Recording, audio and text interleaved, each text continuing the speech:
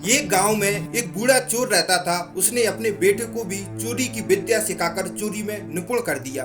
अब बेटा चोरी करता और दोनों बाप बेटा आराम से जीवन बिताते। बूढ़े चोर की बेटे को सख्त हिदायत थी कि किसी साधु संत की बातों में नहीं आना। एक दिन चोर के बेटे ने सोचा, क्यों ना राजा के महल में ही हाथ साफ कर लिए जाए। और वह महल की ओर बढ़ गया। थोड़ी दूर पर उसने देखा कि एक बहुत बड़े महात्मा का प्रवचन चल रहा है। उसके पिताजी ने मना किया था कि किसी महात्मा की बातें नहीं सुनना। ये सोचकर वह कानों में उंगली डालकर वहां से भागने लगा। भागते भागते जैसे ही वह भीड़ के निकट पहुंचा, एक पत्थर से टकराकर नीचे गिर गया।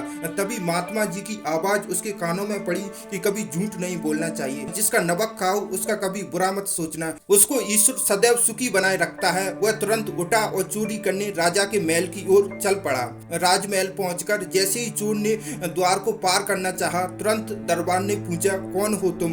इतना सुनते ही चोर को महात्मा का उपदेश याद आया कि झूठ नहीं बोलना चाहिए। चोर ने उत्तर दिया, मैं चोर हूँ। अच्छा जाओ। उसने सोचा राजमहल का नौकर मजाक कर रहा है। सच बोलकर चोर को राजमहल में प्रवेश मिल गया। चोर एक कमरे में घुसा। वहाँ उसने ढेर सारा पैसा तथा जेवर देखा। उसने एक थैली में सब धन भर लिया। वह दूसरे कमरे में घुस गया। वहाँ अनेक प्रकार का भोजन रखा था और वह खाना खाने लगा। खाना खाने के बाद थैला उठाकर चलने लगा।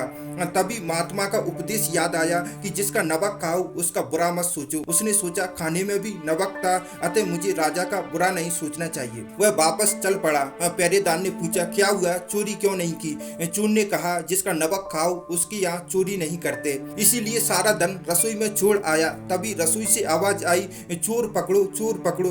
दरबार ने चोर को दबोच लिया और राजा के सामने पेश किया।